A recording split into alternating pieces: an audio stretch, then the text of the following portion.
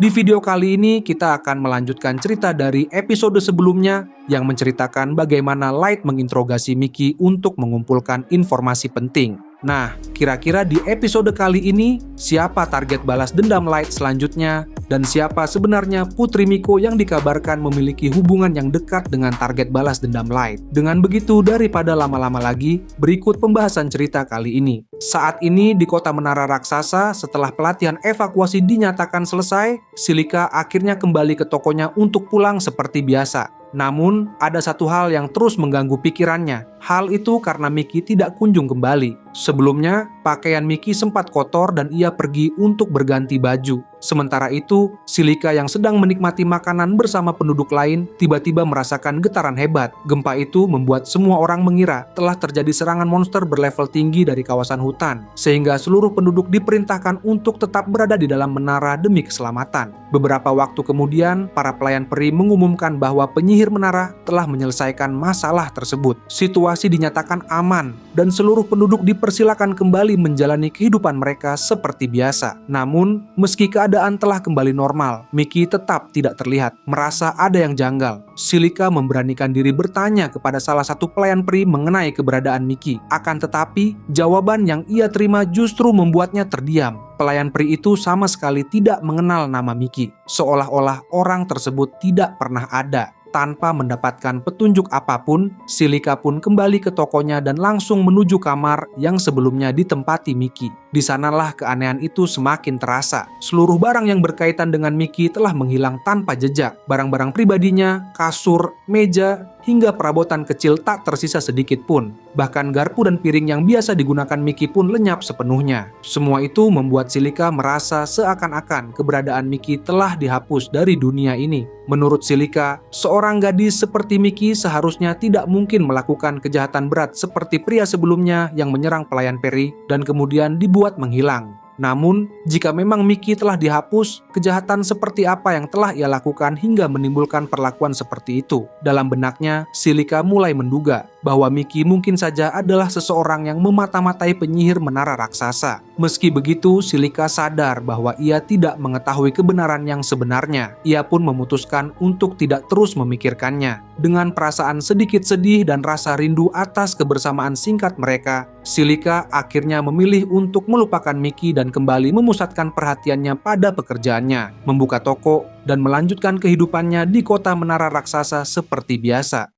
Sementara itu, di Dungeon Abyss, Ellie menyampaikan permintaan maafnya kepada Light. Ia mengatakan bahwa berdasarkan insiden yang baru saja terjadi yang menyebabkan kota Menara Raksasa diserang, semua itu merupakan kelalaiannya. Karena kelalaian tersebut, pihak asing berhasil menyusup ke wilayah menara. Atas dasar itu, Ellie merasa bertanggung jawab sepenuhnya dan meminta agar dirinya diberikan hukuman yang pantas. Alasan Ellie sampai meminta maaf dan menginginkan hukuman berkaitan langsung dengan insiden sebelumnya ketika Mickey, yang merupakan seorang master dari kerajaan iblis, berhasil menyusup ke wilayah menara. Penyusupan itu berujung pada kebocoran informasi yang sampai ke tangan Daigo, sehingga memicu serangan besar dan menyebabkan kekacauan yang luas. Meski menurut Mickey sendiri menyusup ke dalam wilayah menara raksasa seharusnya sangat sulit, begitu ia berhasil masuk ke dalam, segalanya justru terasa sangat mudah. Padahal, seharusnya pengawasan di wilayah menara berada dalam kondisi waspada penuh terhadap penyusup, termasuk dengan melakukan investigasi ketat terhadap para pendatang baru, menggunakan sihir penilaian guna mencegah keberadaan mata-mata. Namun, pada kenyataannya, Mickey berhasil melewati seluruh pengawasan tersebut dan memperoleh informasi penting yang akhirnya memicu serangan Daigo. Karena itulah, Ellie yang ditunjuk sebagai pihak yang bertanggung jawab atas pengelolaan menara raksasa merasa bersalah atas terjadinya penyusup dan penyerangan tersebut, dan sebagai bentuk tanggung jawab, ia menginginkan hukuman yang setimpal.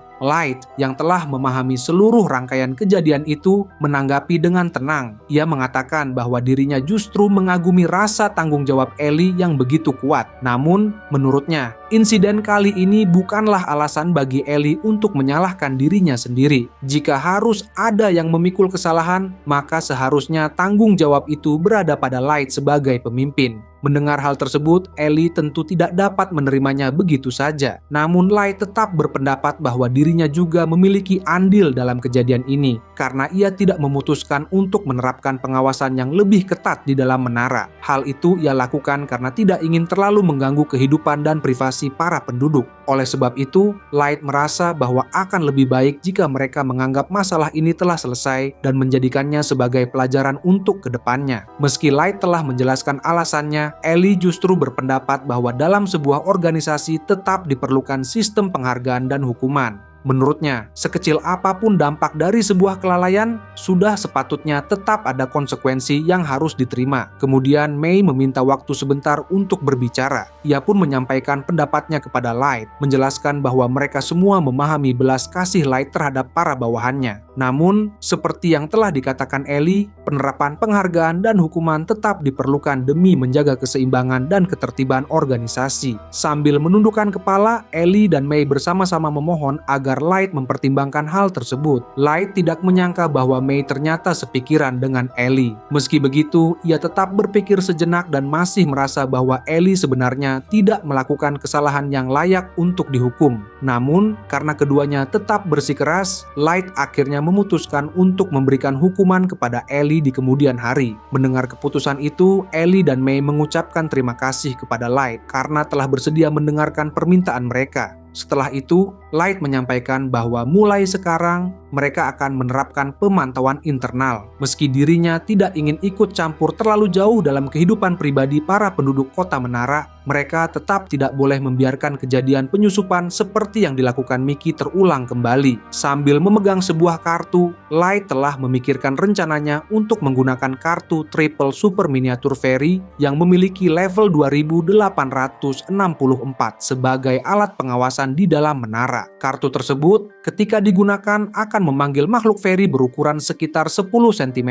Meski para fairy itu tidak memiliki kemampuan ofensif, mereka dapat menggandakan diri tanpa batas. Sebenarnya, Light sudah lama mempertimbangkan kartu ini untuk keperluan misi mata-mata. Namun, karena fairy sulit menyamarkan diri dan mudah terdeteksi, kartu tersebut selama ini hanya disimpan di dalam penyimpanan. Sambil menyerahkan kartu itu, Light meminta Ellie untuk menggunakannya dalam membangun jaringan pengawasan internal di dalam menara. Mendapatkan tugas baru tersebut, Ellie memastikan bahwa ia akan melaksanakannya dengan sebaik mungkin. Meski begitu, Light justru merasa kembali berutang budi kepada Lilith. Mendengar hal itu, Ellie hanya bisa menerimanya meskipun ia secara pribadi tidak menyukai Lilith. Light kemudian menjelaskan bahwa jika saja Lilith tidak meminta untuk melakukan kunjungan ke kota Menara dan mengajukan pertanyaan kepada Silika serta Mickey, mereka mungkin tidak akan menyadari bahwa Mickey adalah seorang mata-mata dan situasinya bisa saja berkembang menjadi jauh lebih buruk. Oleh karena itu, Light merasa perlu membalas kebaikan Lilith dengan memberikan dukungan kepadanya dalam pertemuan 9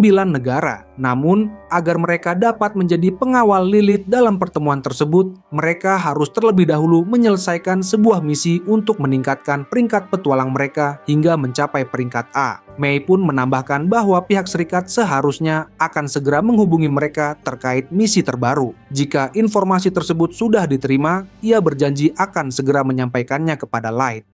Setelah pertemuan berakhir, Ellie dan May berjalan berdampingan menyusuri koridor. Di tengah perjalanan itu, Ellie mengucapkan terima kasih kepada May karena telah membantunya ketika ia meminta untuk diberikan hukuman. Mendengar ucapan tersebut, May justru menanggapi dengan tenang bahwa jika ia berada di posisi Ellie, maka menerima hukuman adalah hal yang sudah seharusnya dilakukan. Karena merasa telah banyak dibantu oleh May, Ellie pun memastikan bahwa suatu hari nanti ia akan membalas kebaikan tersebut, dan itu merupakan janji yang ia tetapkan dalam hatinya. Namun, May merasa hal itu tidak perlu, karena bagi dirinya mereka adalah sesama rekan yang memang sudah seharusnya saling membantu. Meski begitu, Ellie tetap tidak bisa menerima anggapan itu sepenuhnya, karena jauh di dalam hatinya ia masih merasa berutang budi kepada May. Melihat ekspresi Ellie yang tampak begitu serius, justru membuat May menahan tawa kecilnya. Reaksi itu membuat Ellie terkejut, lalu ia memilih untuk segera kembali mengerjakan tugasnya. Sambil berjalan menjauh, Ellie tampak menahan rasa malu karena sikap Mei seolah-olah menunjukkan bahwa ia sudah memahami apa yang sedang Ellie pikirkan. Dan hal itu membuatnya sulit untuk bersikap tenang. Di saat yang sama, pikirannya kembali tertuju pada Lilith. Menurut Ellie, fakta bahwa ia juga merasa berutang budi kepada Lilith merupakan kesalahan besar dalam hidupnya. Namun di sisi lain, berkat Lilith pula mereka akhirnya mengetahui keberadaan Mickey. Bahkan bisa jadi, sejak awal Lilith sudah mencurigai Mickey dan dengan sengaja mengajukan pertanyaan-pertanyaan tertentu agar perhatian mereka tertuju kepadanya. Jika memang demikian, maka ketidakberdayaan yang selama ini ditunjukkan Lilith mungkin hanyalah sebuah akting untuk mengecoh mereka semua. Namun jika benar demikian, lalu apa sebenarnya tujuan Lilith? Apakah ia benar-benar hanya ingin meningkatkan derajat umat manusia, atau justru sedang membangun banyak dukungan agar dapat memanfaatkan mereka sebagai pion sekali pakai di kemudian hari? Sejak saat itu, Ellie mulai berhenti meremehkan Lilith. Ia tidak lagi memandangnya sebagai sosok yang lemah, melainkan sebagai seseorang yang harus diwaspadai. Hingga kini, Ellie masih belum bisa memastikan apakah Lilith adalah ancaman atau justru sebuah berkah bagi Light. Singkat cerita, beberapa hari kemudian Mei akhirnya menyampaikan laporan terbaru kepada Light bahwa Serikat Petualang telah mengeluarkan misi penting yang menjadi syarat untuk proses kenaikan ke peringkat A. Sambil membaca surat yang diberikan, Light segera memahami bahwa misi yang mereka terima kali ini merupakan misi pengawalan. Dan pihak yang harus mereka kawal adalah seorang putri Miko bernama Yotsuha yang berasal dari negara kepulauan Oni. Begitu mendengar nama Pulau Oni, Light tanpa sadar tersenyum tipis karena salah satu target balas dendamnya juga berasal dari tempat tersebut. Menurut Light, entah ini sekadar kebetulan atau memang takdir yang sedang mempermainkannya. Namun kesempatan untuk mengawal seseorang yang memiliki hubungan dengan salah satu target balas dendamnya adalah peluang yang tidak boleh ia lewatkan begitu saja. Dan dari semua kemungkinan yang ada, tampaknya target balas dendam berikutnya adalah Oboro yang juga berasal dari negara Oni. Lebih lanjut dijelaskan dalam surat tersebut bahwa misi pengawalan ini bertujuan untuk mengantar sang putri Miko yang sebelumnya menimba ilmu di Akademi Sihir agar dapat kembali ke kampung halamannya dengan selamat. Tentu saja bagi Light dan Mei, rangkaian kejadian ini terasa cukup sulit untuk mereka duga sebelumnya. Mengingat setelah penyihir menara menyelesaikan misi penaklukan ras Beastman, pertemuan 9 negara justru diadakan secara terburu-buru. Di pertemuan tersebut, Lilith direncanakan akan dinobatkan sebagai Ratu Kerajaan Manusia, dan Light akan mendukungnya dari balik layar, sekaligus ikut mengawal Lilith untuk melihat secara langsung seperti apa para petinggi dari tiap negara. Namun, hanya petualang dengan peringkat A yang diizinkan untuk mengawal keluarga kerajaan. Dengan rekam jejak Party Light saat ini, sebenarnya mereka sudah bisa memperoleh surat rekomendasi dari berbagai negara. Awalnya, Light mengira untuk mencapai peringkat A akan menjadi hal yang mudah. Namun, jika mereka tiba-tiba dipromosikan ke peringkat A tanpa usaha yang jelas, hal itu justru akan mencoreng nama parti mereka sendiri. Oleh karena itu, Light memutuskan untuk menyelesaikan setiap misi yang diberikan sebagai syarat kenaikan peringkat dengan cara yang benar. Dan kali ini, pihak Serikat Petualang tampaknya telah menyiapkan misi yang relatif mudah untuk diselesaikan. Karena misi tersebut hanyalah misi pengawalan sederhana, yaitu mengantar sang putri Miko kembali ke rumahnya dengan aman. Kemudian, sambil membaca surat dari pihak serikat dengan saksama, Light mengetahui bahwa di dalam surat tersebut dijelaskan misi pengawalan Putri Miko merupakan tugas yang rutin dilakukan setidaknya 1 kali setiap tahun. Selama menjalankan misi tersebut, pihak pengawal diwajibkan untuk mematuhi perintah sang Putri Miko sepanjang perjalanan. Menurut Light, misi yang mereka dapatkan kali ini termasuk salah satu misi yang paling mudah. Namun, setelah dipikirkan kembali, fakta bahwa Putri Miko merupakan kenalan dekat Oboro justru membuat situasinya menjadi tidak sesederhana yang terlihat. Mei membenarkan hal tersebut, dan baginya juga sulit dipercaya bahwa Putri Miko yang akan dikawal oleh Party Light ternyata memiliki hubungan dengan target balas dendam Light. Selain itu, Light mulai teringat kembali pada hasil penyelidikan mereka sebelumnya terhadap orang-orang di sekitar Oboro, di mana hubungan antara Putri Miko dan Oboro memang terbilang cukup dekat. Meski demikian, Putri Miko tetaplah seorang pemimpin negara, sehingga Light merasa janggal bagaimana Oboro bisa mengenalnya dengan begitu dekat. Mei kemudian menambahkan bahwa Oboro mulai mengenal Putri Miko setelah insiden pengkhianatan yang terjadi 3 tahun lalu, dan sejak saat itu mereka tampaknya saling bertukar surat selama kurang lebih 3 tahun. Tidak hanya itu, sejak Oboro memperoleh kedudukan yang lebih tinggi, rumor mengenai hubungan romansa antara dirinya dan sang Putri Miko mulai menyebar luas di negara Oni. Namun demikian, hingga saat ini belum ada informasi yang benar-benar rinci mengenai isi surat-surat tersebut maupun hubungan sebenarnya antara Putri Miko dan Oboro. Light menyadari bahwa berkat jaringan intelijen yang ia miliki, ia memang mampu mengetahui banyak hal yang terjadi di permukaan. Meski begitu, tetap saja masih ada begitu banyak informasi penting yang belum ia ketahui. Bahkan alasan mengapa Putri Miko sampai menghadiri Akademi Sihir pun masih menjadi misteri, meskipun mereka telah berusaha keras untuk menggali informasi tersebut. Sayangnya, negara Oni merupakan wilayah kepulauan yang sangat terisolasi dari dunia luar, dan penduduknya jarang berinteraksi dengan pihak asing. Karena itu, negara Oni lebih sering mengekspor hasil alam mereka ke negara lain daripada melakukan perdagangan masuk dari luar pulau. Selain itu, di negara Oni tidak terdapat satupun dungeon yang muncul, sehingga tidak ada petualang yang tertarik untuk melakukan misi eksplorasi di sana. Kondisi inilah yang membuat penyelidikan dari dalam pulau menjadi sangat sulit dilakukan. Karena sulitnya menyusup langsung ke negara Oni, mereka pun memanfaatkan para pedagang dan petualang sebagai sumber pengumpulan informasi. Light sebenarnya bisa saja mengirim monster yang berada di bawah kendali Aoyuki untuk melakukan pengintaian. Namun jika keberadaan mereka disadari oleh seseorang yang kuat, risikonya terlalu besar. Oleh karena itu, opsi tersebut sengaja dihindari dan mereka memilih untuk tetap memfokuskan pengamanan wilayah menara. Akhirnya, mereka mulai mengirim para pedagang dan petualang ke negara Oni untuk mengumpulkan informasi secara bertahap, sekaligus mengawasi apakah terdapat individu yang dinilai berbahaya. Terlebih lagi, setelah mereka memastikan keberadaan para master, Light dan kelompoknya menjadi jauh lebih berhati-hati dan mulai menerapkan strategi pengumpulan informasi secara sistematis. Menurut Light, negara yang membatasi masuknya beberapa ras lain ke dalam wilayah mereka, seperti negara Oni dan Kekaisaran Dragoneud, pada dasarnya memang sangat menyulitkan proses pengumpulan informasi. Mei pun menambahkan bahwa sejauh ini, informasi yang berhasil mereka ketahui mengenai apa yang sedang dilakukan Putri Miko di Akademi Sihir hanya sebatas pada fakta bahwa Putri Miko memperoleh nilai yang sangat baik dan dikenal sebagai gadis yang ramah serta memiliki banyak teman. Selain itu, Putri Miko juga diketahui menghabiskan sebagian besar waktu liburnya di lingkungan akademi dengan melakukan hal-hal sederhana, seperti memilihkan hadiah untuk adik perempuannya yang berada di rumah. Tidak hanya itu, bidang studi yang dipelajari Putri Miko di akademi lebih banyak berfokus pada teknik penyegelan. Mei juga menyebutkan bahwa Putri Miko tampaknya mengalami ketidakstabilan emosi secara berkala, yang kemungkinan besar berkaitan dengan kerinduannya untuk dapat segera kembali ke kampung halamannya.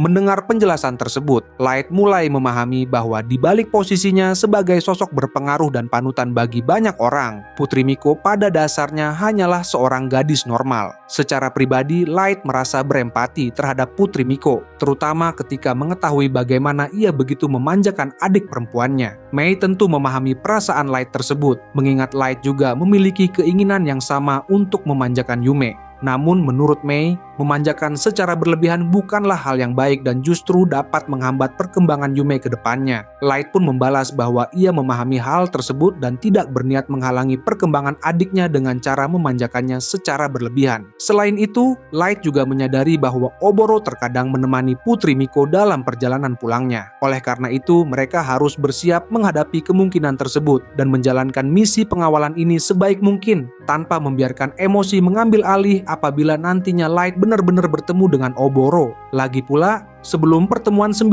negara berlangsung, mereka masih membutuhkan 1 negara lagi untuk ditaklukkan. Dan misi kali ini merupakan kesempatan yang sangat baik untuk menaklukkan negara Oni. Sama seperti yang terjadi pada kerajaan Kurcaci sebelumnya, jika nantinya mereka berhasil menjadikan negara Oni sebagai sekutu, Light merasa dirinya masih memiliki cukup waktu untuk menuntaskan balas dendamnya terhadap Oboro. Oleh sebab itu, untuk saat ini Light memutuskan untuk memfokuskan diri sepenuhnya pada misi pengawalan demi menaikkan peringkatnya sebelum akhirnya menentukan bagaimana balas dendam terhadap Oboro akan dilakukan. Sambil menikmati tehnya, Light berkata dengan tenang bahwa balas dendamnya terhadap Oboro tidak akan berakhir dengan cepat begitu saja.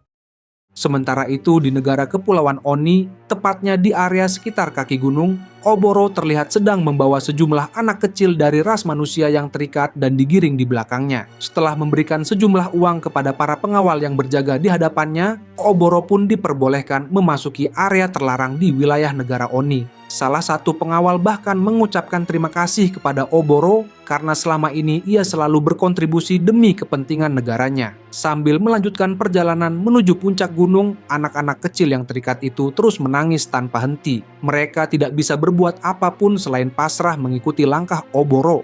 Beberapa saat kemudian, mereka tiba di puncak gunung, di mana terlihat sebuah kawah besar terbentang di bawah mereka, dipenuhi air pekat menyerupai rawa yang sangat dalam. Kemudian, sambil menarik pedangnya, Oboro memotong tali yang mengikat pergelangan tangan anak-anak kecil tersebut. Seketika itu pula, kepanikan dan ketakutan terpancar jelas di wajah mereka. Salah satu anak terus memohon ampun, meminta agar Oboro mengampuni adiknya. Sementara yang lain menangis sambil memanggil ayah dan ibunya, berharap ada yang datang menolong mereka. Namun, Oboro sama sekali tidak menunjukkan rasa iba. Dengan raut wajah dingin dan tidak senang, ia justru langsung melemparkan keempat anak kecil itu satu persatu ke dalam kawah di tengah gunung. Keempat anak tersebut berteriak minta tolong sambil meronta-ronta, kesulitan berenang di air kawah yang dalam. Namun secara mengejutkan, dari dasar kawah tiba-tiba muncul bayangan besar yang tampak begitu menyeramkan. Tidak lama setelah itu, sebuah mulut monster raksasa muncul ke permukaan dan langsung melahap seluruh anak kecil tersebut yang masih berteriak ketakutan.